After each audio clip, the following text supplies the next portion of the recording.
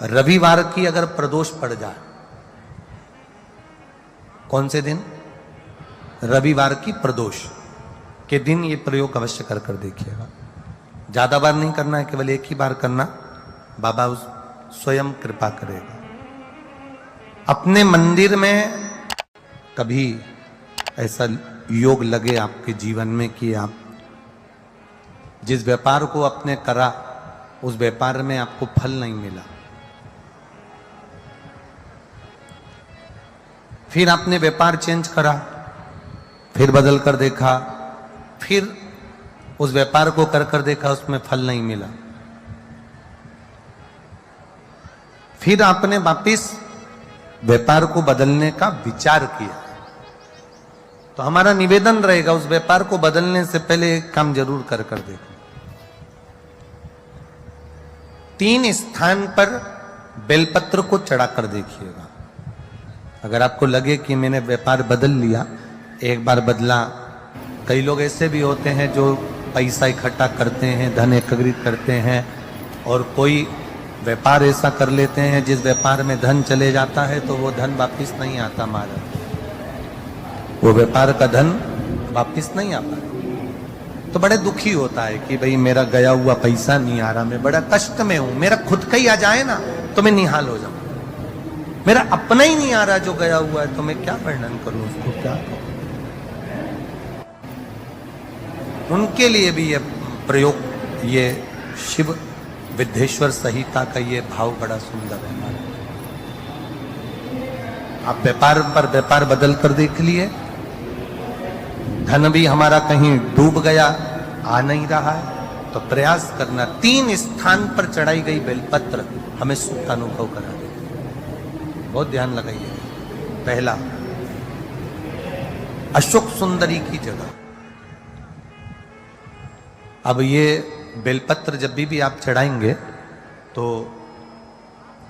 रविवार की अगर प्रदोष पड़ जाए, कौन से दिन? रविवार की प्रदोष के दिन ये प्रयोग अवश्य कर कर देखिएगा। ज्यादा बार नहीं करना है, केवल एक ही बार करना, बाबा उस स्वयं कृपा करेगा।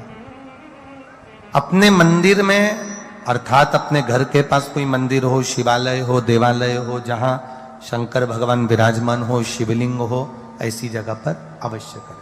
हमें कहीं दूर जाकर ये प्रयोग नहीं करना है, अपने अपने शिवालय, अपने जो घर के आसपास में शिवालय हो वो। एक बेलपत्र अशोक सुंदरी वाली जगह। अब उसको अशोक सुंदरी की जगह पर भी चढ़ाने का तरीका क्या है? जब हम बेलपत्र चढ़ाएंगे तो उस बेलपत्र को चढ़ाते समय आपकी जो बेलपत्र की डंडी है, वो बेलपत्र, रविवार प्रदोष के दिन का ये उपाय है महाराज, ये बेलपत्र की जो डंडी है, इस डंडी का भाग शिवलिंग की ओर होना चाहिए। ये जो डंडी है इसका भाग अशोक सुंदरी पर जब चढ़ाएंगे तो शिवलिंग की ओर इसका भाग होगा महाराज। दूसरी, बेलपत्र को जब हम समर्पित करेंगे, जया, विषहरा, शामरीवारी, दौतली, देव, मान लो जलाधारी ऊपर नहीं है शंकर जी के, तो उसका स्मरण कर कर 5 कन्याओं का नाम लेकर जया, विषहरा, शामलीवारी, दौतली, देव, इनका स्मरण कर कर शंकर भगवान के शिवलिंग पर बेलपत्र रखेंगे। बेलपत्र कहां रखना है? आप अगर यहां बैठे हो तो आपके विपरीत में डंडी का मुख होना चाहिए। ये बेलपत्र की जो डंडी है इसका मुख आपके विपरीत में हो। आप यहां बैठे हो तो डंडी उधर होगी, आप इधर बैठे हो तो डंडी का मुख इधर होगा, आप उधर बैठे हो तो डंडी का मुख इधर होगा, आपके ठीक विपरीत की ओर डंडी का मुख हो। ये 2 जगह बेलपत्र समर्पित करने के बाद तृतीय बेलपत्र शिवलिंग की जो जलाधारी है, जहां पर भगवान शंकर का शिवलिंग रखा है, वहां स्पर्श कराकर, केवल छुआना है, स्पर्श कराकर बेलपत्री के पेड़ के नीचे ही कोई कंकर हो, कोई शंकर हो या कोई मिट्टी का ढेला हो, नी हो, तो वहीं मिट्टी को थोड़ी सी ऊंची कर कर एक बेलपत्र बैठकर इस बेलपत्री की डंडी जड़ की ओर, मतलब जो वृक्ष होता है उस ओर इस डंडी का मुख होना चाहिए। ये 3 रविवार के प्रदोष के दिन शंकर भगवान पर चढ़ाई गई बेलपत्र से हमारा गया हुआ धन भी पुनः आने का रहता है और हमारा जो व्यापार बार बार बंद हो रहा है, शिव की कृपा से एक बार चालू तो चालू हो ही जाता है, शिव तत्व को जाना।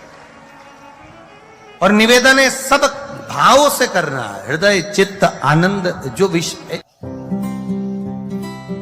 प्रदोष के दिन प्रदोष काल में लगाया गया दीप, प्रज्वलित करा गया दीप 5 स्थान पर फल देता है। प्रदोष के दिन प्रदोष काल में लगाया गया दीपक 5 स्थान पर फल देता है। पहला स्थान, अगर हमको या हमारे परिवार में किसी को काल सर्प दोष है तो हमारा प्रदोष का लगाया गया दीपक कहीं पूजन मत कराओ, वो दीप जलाने से ही काल सर्प दोष समाप्त होता चले जाता है। दूसरा स्थान, पितृदोष। अगर किसी ने कह दिया कि तेरे घर में पितृदोष है, तेरे घर में, कई लोग बता देते हैं कि तुम्हारे घर में, कई माताएं पूछती हैं मेरे घर में बेटा नहीं, मेरे घर में 3 बेटी हो गई, 4 बेटी हो गई, 5 बेटी हो गई, बेटा नहीं है, बेटा नहीं, तो किसी ने कह दिया पितृदोष है। अब तुम शंकर जी की पूजन कर रहे हो, शंकर जी पे जल चढ़ा रहे हो, शिव की स्तुति कर रहे हो, तो किसी किसी की यहाँ 3 बेटियों के बाद, 4 बेटियों के बाद, एक माता ने तो लिखा है कि उसके यहाँ 2008 में उसके घर में लड़की ने जन्म लिया था, या 2008 में उसके घर में बच्चे ने जन्म लिया था, लड़की ने। उसके बाद फिर लड़की ने जन्म लिया और उसके बाद उसके घर में कोई पुत्र का योग नहीं बना। तब उसने प्रदोष के समय पर शाम को दिया लगाना प्रारंभ करा और 2008 में बच्ची जन्मी थी और अब 2024 में उसके घर में लड़के ने जन्म लिया। कि प्रदोष काल का लगाया गया दीपक, प्रदोष काल, प्रदोष के दिन, प्रदोष काल का जो दीपदान होता है वो सरल नहीं होता, वो सहज नहीं होता, 5 स्थान की पूर्ति करता है। पहला स्थान किस चीज के लिए? काल सर्पदोष के लिए। दूसरा पितृदोष।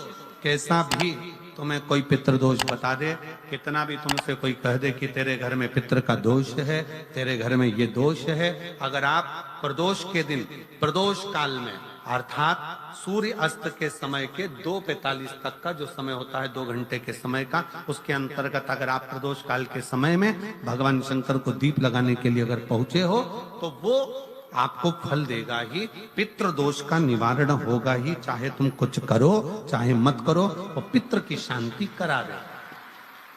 दूसरे नंबर पर है पितृदोष। तीसरे नंबर पर है वास्तु दोष। हमारे घर का, अब एक बहुत सावधानी से श्रवण करने वाला विषय है, वंश की वृद्धि नहीं है। 30 वर्ष शादी के हो गए, 40 वर्ष शादी के हो गए और औलाद है ही नहीं। डॉक्टर ने भी हाथ नीचे कर दिए, टेस्ट पे भी करवाया, IVF करवाया, सब कुछ तुमने करवा लिया, तो भी औलाद नहीं है। तब आखिरी में एक काम चालू करो, प्रदोष का दिन दोनों पति पत्नी व्रत चालू कर दो प्रदोष का, और प्रदोष काल में शाम के समय जाकर एक ही दिए में 2 लंबी बाती जानते हो ना, रुई की लंबी कपास की बाती 2, और दोनों बाती एक ही दिए में रखकर पति पत्नी दोनों उसको प्रज्वलित करना प्रारंभ करें। बाबा संतान देकर ही रहेगा, औलाद आएगी ही। दीप की जो बाती में अंतर आ जाता है, एक गोल बाती में और लंबी बाती में अंतर आता है, बहुत अंतर आता है। पितरों के लिए गोल बाती का प्रयोग बहुत कम होता है हमारा, देवी जी के लिए, माता रानी के लिए, जगत जननी के लिए गोल बाती का प्रयोग बहुत कम होता है हमारा, ध्यान रखिएगा। एक पितृ के लिए, एक जगत जननी जगदम्बा दुर्गा भवानी के लिए गोल बाती का प्रयोग कम होता है, लंबी बाती का प्रयोग ज्यादा होता है।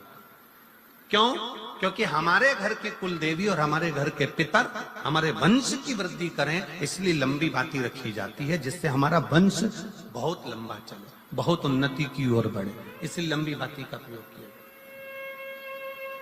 शिव महापुराण की कथा कहती है 5 जगह पर हमारा जलाया गया एक दीप जो प्रदोष के दिन प्रदोष काल में लगाया जाता है, 5 जगह पर भारी पड़ता है। पहले नंबर पर जम के बोलते जाओ, काल सर्पदोष। दूसरे नंबर पर पितृदोष। तीसरे नंबर पर घर का वास्तु दोष। हमारे घर में कितना भी वास्तु दोष है, कोई ने कह दिया यहाँ बाथरूम नहीं बनना थी, यहाँ पर शौचालय नहीं बनना था, यहाँ सीढ़ी नहीं बनना थी, वो सीढ़ी वहां बनना थी, ये सीढ़ी वहां बनना थी।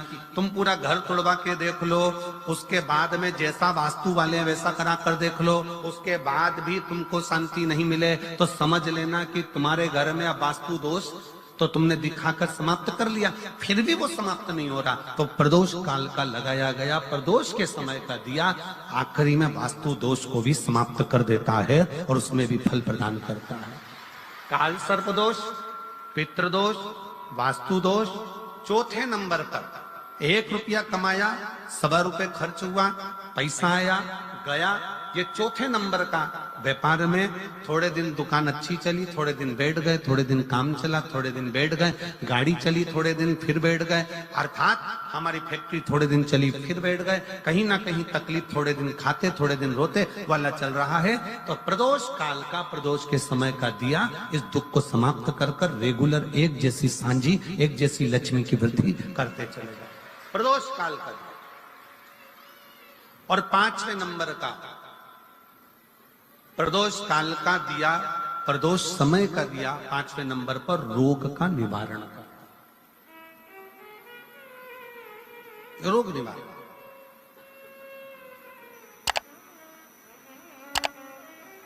ये 5 स्थान जो बताए गए हैं प्रदोष काल के दिन, प्रदोष के दिन दीप प्रज्वलन के। प्रदोष व्रत का इतना महत्व है महाराज। ये प्रदोष व्रत होता क्या है? प्रदोष व्रत का महत्व क्या है? शिव महापुराण की कथा कहती है शंकर भगवान का प्रदोष का व्रत, अर्थात चंद्रदेव को जो क्षय रोग हो गया, बीमार पड़ गए, शरीर गलकर नीचे गिरने लगा, तब देव ऋषि नारद ने भगवान चंद्र को शंकर भगवान के पूजन का विधान बताया और पूजन करते करते त्रयोदशी तिथि आ गई, जिस त्रयोदशी के दिन चंद्रदेव ने सुबह से शाम तक कुछ नहीं खाया।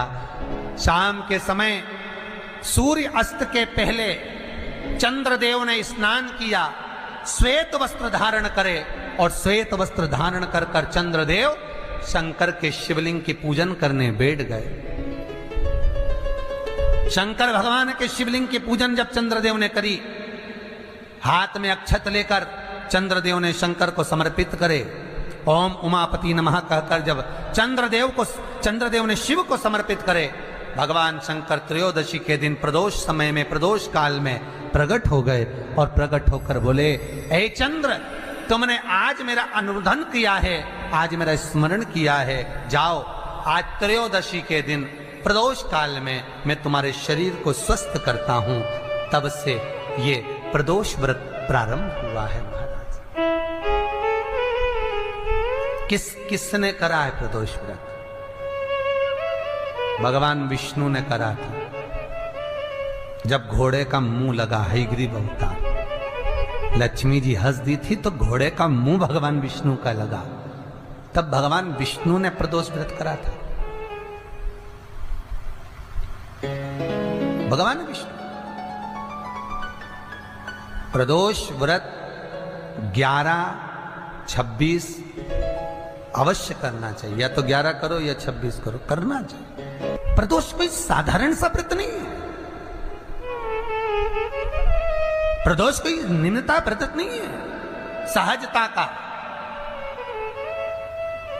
एक एक प्रदोष का महत्व शास्त्र वर्णन करता, शिव महापुराण कहती है एक एक प्रदोष का महत्व, एक एक प्रदोष।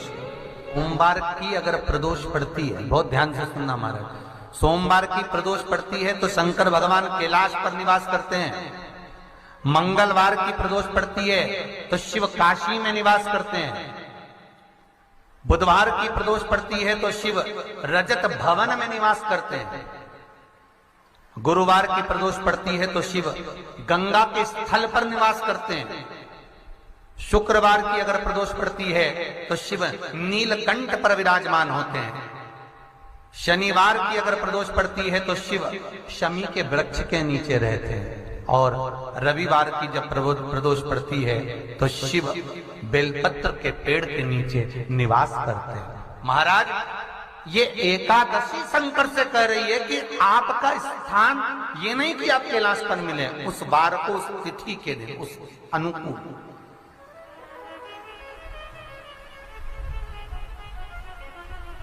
हमारे यहां कहते हैं सोमवार की जो प्रदोष पड़ती है वो इच्छा पूर्ति करती है, मंगलवार की प्रदोष रोग से मुक्ति देती है, बुधवार की प्रदोष कामना की पूर्ति करती है, गुरुवार की प्रदोष शत्रुओं का नाश करती है, शुक्रवार की प्रदोष सुख और शांति देती है, शनिवार की प्रदोष संतान का सुख देती है, और रविवार की प्रदोष जो काम दुनिया में कोई नहीं कर सकता वो अचूक फल की प्राप्ति रविवार की प्रदोष करा देती है। महाराज ऐसी प्रदोषों का नियम वर्णन किया चाहिए। भगवान कहते ठीक है तू थोड़ी देर खड़ी हो। एकादशी सम्मुख खड़ी हुई, पार्वती जी ने जिस अंगुष्ठ का जल पीने के लिए लिया था हाथ में, बस पीने ही वाली थी, शंकर भगवान ने वही हाथ में जल लेकर एकादशी के हाथ में उसको देकर कहा ले, ये मेरे द्वारा निर्मित एक व्रत है जिसे त्रयोदशी के दिन तूने मांगा है, मैं तुझे देता हूं। आज इस व्रत का फल मैं तुझे प्रदान करता हूं। अब तू जिस जीवात्मा को लेकर जाएगी उसका पाप प्रबल नहीं होगा।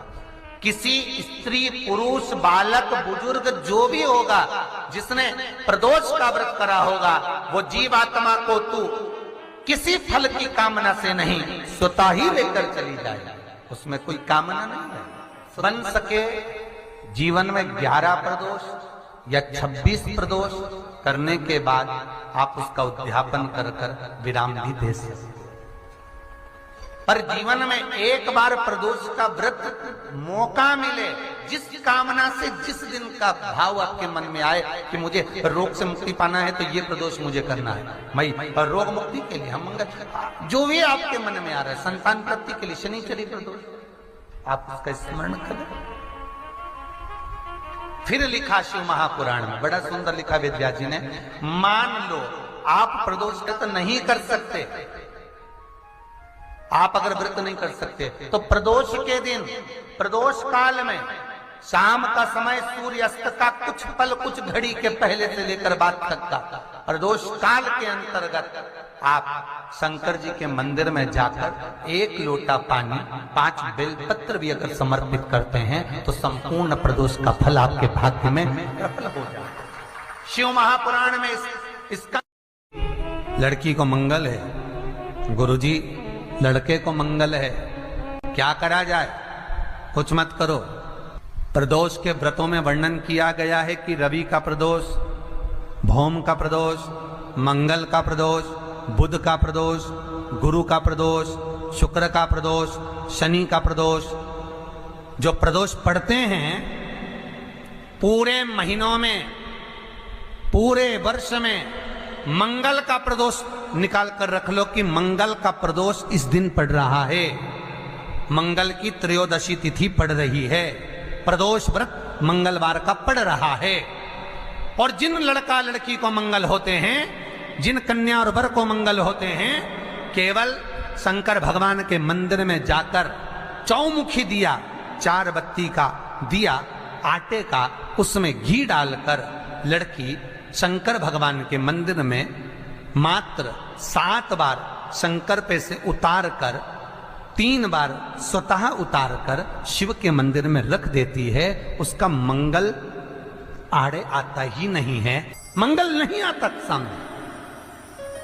मंगल प्रदोष व्रत का इतना महत्व है महाराज। एक बात बहुत अच्छे से समझ लीजिए, जिसके घर में क्लेश होता हो, अशांति रहती हो, क्लेश रहता हो, या छोटी छोटी बात पर विवाद चालू हो जाता हो, या पति पत्नी में, परिवार में, सास बहू आदि कादिक में कहीं ना कहीं कुछ अगर विवाद रहता हो, ऐसा बेलपत्री की डंडी रहती है ना, बहुत ध्यान दीजिएगा महाराज। श्राद्ध पक्ष की कथा चल रही है, शिव महापुराण आज विराम की ओर है, ध्यान दीजिएगा। जैसे ये बेलपत्री की जो डंडी होती है, डंडी का जो भाग होता है बेलपत्री की, ऐसा बेलपत्री की 7 भाग ले लो, मतलब बेलपत्री 7 ले लीजिए। 7 बेलपत्र लेकर कच्चा जो सूत होता है ना, कच्चा सूत जो जानते हो पेड़ पौधे में माता लपेटती हैं, धागा जो होता है ना सफेद कलर का कच्चा धागा, जो बड़ में, पीपल में और आंवला आदि में लपेटा जाता है, कच्चा सूत, उसको शंकर भगवान और माता पार्वती का स्मरण कर कर नंदी के, जो नंदी होता है, नंदी के राइट भाग में, नंदी का एक पांव ऊंचा होता है, आपने देखा होगा आगे का पांव ऊंचा होता है, बैठते समय नंदी का एक पांव ऊंचा एक पांव नीचे की हो जाता है, तो नंदी का जहां पांव ऊंचा है उस ऊंचे पांव के पास में बैठना है। कच्चे सूत पर उस बेलपत्री के जो 7 गुच्छ हैं, 7 जो बेलपत्री के भाग हैं, 7 बेलपत्री हैं, उसको अपना नाम गोत्र स्मरण कर कर उस कच्चे सूत को लपेटना है। महाराज लाल कलर का चंदन उस बेलपत्री के पत्ते में जो अग्रभाग होता है, सबसे आगे का भाग, 7 में लाल चंदन लगाना है। महाराज उस चंदन को लगाकर आप प्रदोष के दिन, प्रदोष काल में शंकर भगवान को समर्पित अगर करते हैं तो जिस घर का गोत्र बोला है उस घर में कभी क्लेश नहीं हो सकता, वो शांति का अनुभव कर, उसमें क्लेश नहीं हो सकता।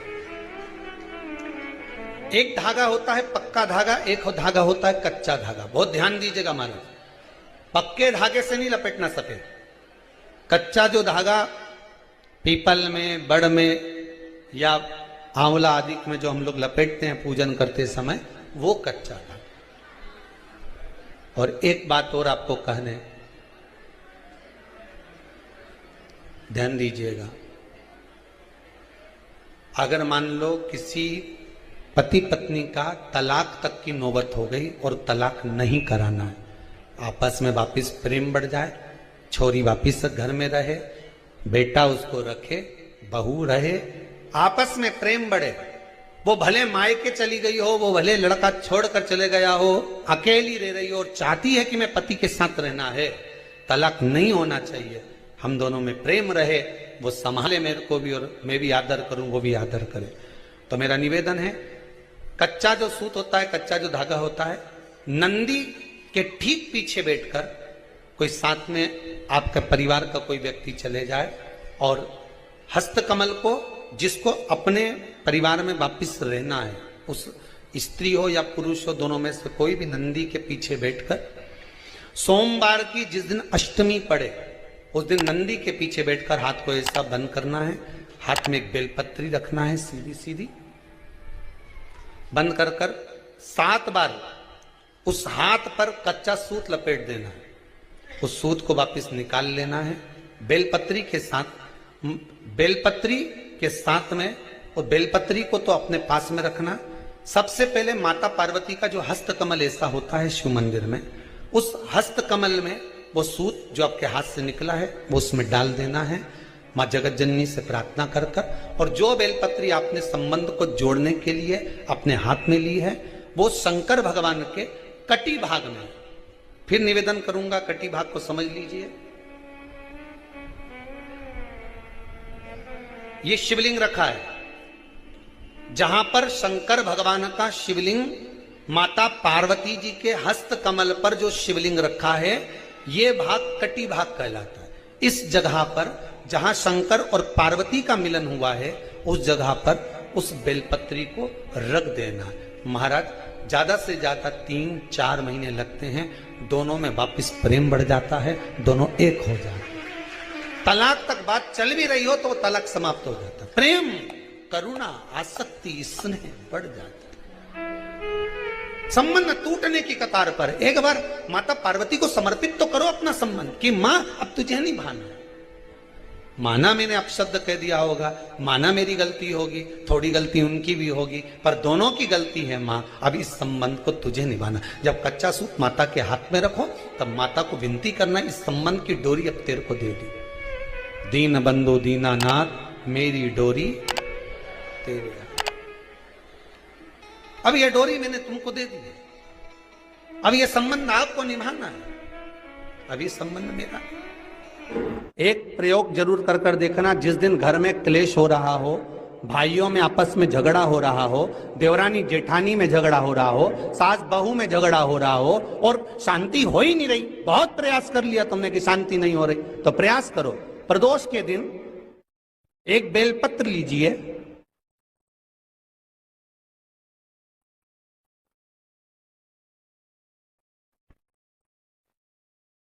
प्रदोष के दिन बेलपत्र लेकर अपना जो परिंडा होता है, परिंडा जानते हो, मटका, हंडा, जहां पानी भरते हो, पितरों का स्थान, उस परिंडे को बेलपत्र छुआकर उस बेलपत्र को शंकर भगवान के ऊपर जो जलाधारी होती है, उस जलाधारी में इस डंडी को अपने घर का नाम गोत्र बोलकर उसको डाल दिया जाता है। एक लोटे पानी में थोड़ा सा शहद मिलाकर उस जलाधारी में भगवान शंकर का भृंगेश्वर नाम लेकर चढ़ा दिया जाता है। शिव जी को चढ़ाया हुआ जल उस बेलपत्र को चढ़ाकर जाइए, कितना भी तेज झगड़ा हो रहा होगा, मात्र 10 मिनट के अंदर एकदम शांत हो जाता है, झगड़ा रह ही नहीं पाता। कितना भी झगड़ा हो रहा, मात्र 10 मिनट, 15 मिनट से ज्यादा नहीं टिक सकता।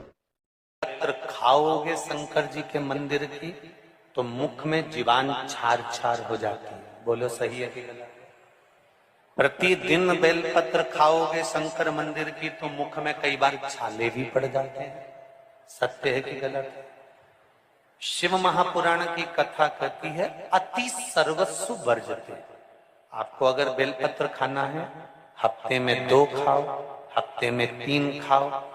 मुंह में अगर छार छार हो रहा है, छाले पड़ रहे हैं, तो बेलपत्र को, शिव जी की चढ़ी हुई बेलपत्र को सुखाकर चूरा बनाकर इतनी सी चुटकी भर खा लिया, पानी पी लिया। लीवर गड़बड़ हो गया,